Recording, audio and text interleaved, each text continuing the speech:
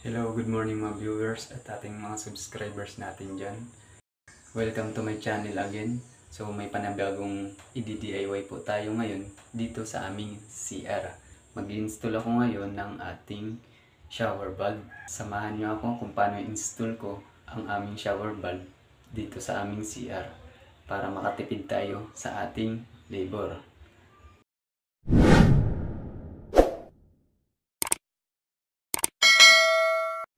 Ito nga po pala yung nabili ko na shower valve. So nabili ko po ito sa hardware ng 350. Ito po ay plastic lang ito. Ayan, plastic lang po ito. Meron lang po ang ganito na puro, na stainless siya. So ito plastic lang po ito. So 350 lang, nabili ko siya sa hardware.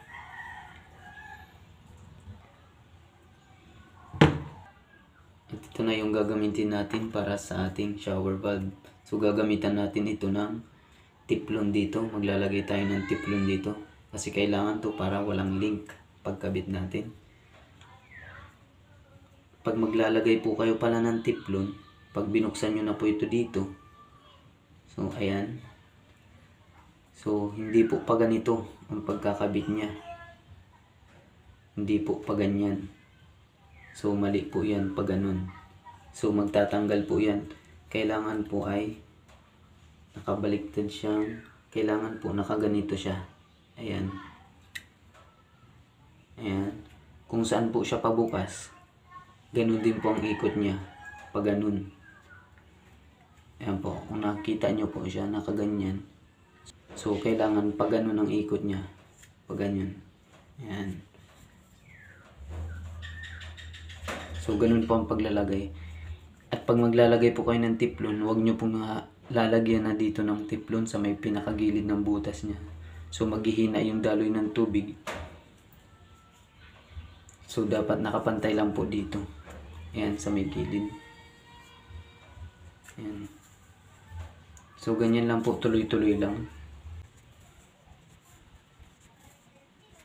Estimating lang po kung ilang ikot po para hindi masyadong magluwag yung pagsalpak natin sa ating shower valve.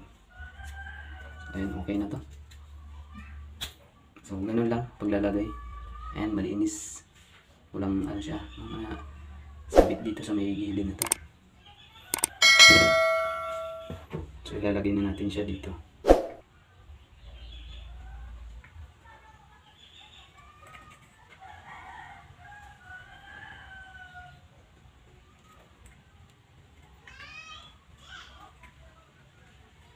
Pwede din kayo magamit ng yabi.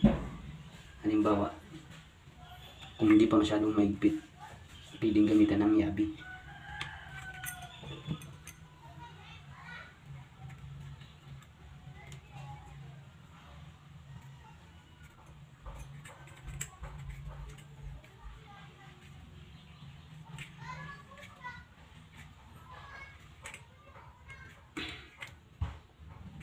Ayan, maigpit na. So dito magsusukat na tayo. Dito magsusukat na tayo ng 1 meter mula sa ating finished flooring.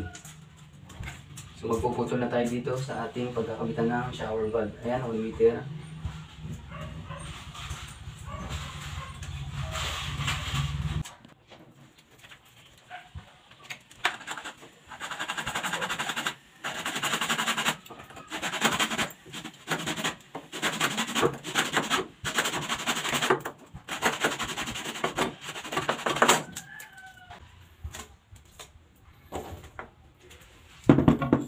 Linisan lang natin yung ating pinagputulan. So ayan, ito may nakaturo ito na araw sa taas. So ganun ang pagkabit nyo. Kung saan yung araw, dun din nakaturo yung araw na dito para sa taas. So kabit na natin. So kailangan sabay-sabay lang po pag kabit natin ito sa ating fusion machine.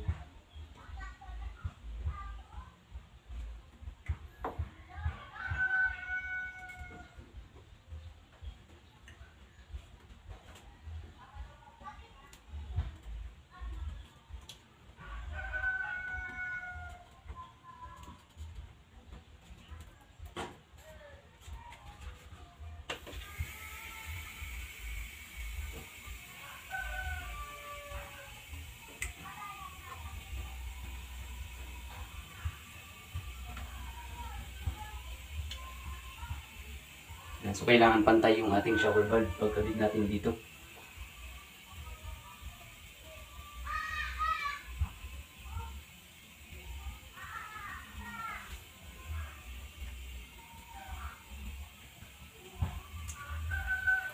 Okay na. Doon na naman tayo sa taas. So pag magkakabit na po kayo dito sa taas, kailangan po may arrow siya na. Ayan, may arrow. Para may palatandaan na po kayo kung saan siya tatama dito sa pinakasentro nito.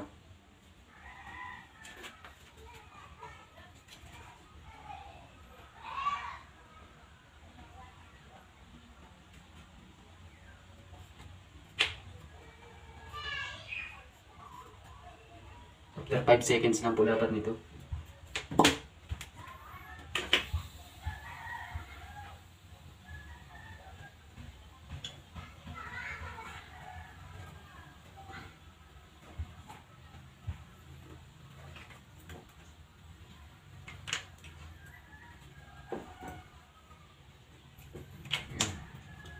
Okay. Diretso. Ayan na po yung in-install natin na ating shower valve.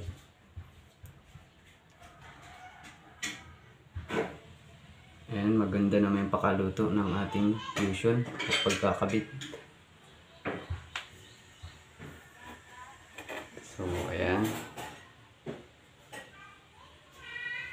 So, ganun lang po pag-install ng ating shower valve sa ating CR. So, naka-minus po tayo sa ating labor. So, DIY lang po. Naka-minus na tayo sa ating gastusin. Sana po ay nakatulong na naman po itong video na ito para sa inyo sa mga nais pong magdi-DIY. Don't forget to like and subscribe po and comment down below.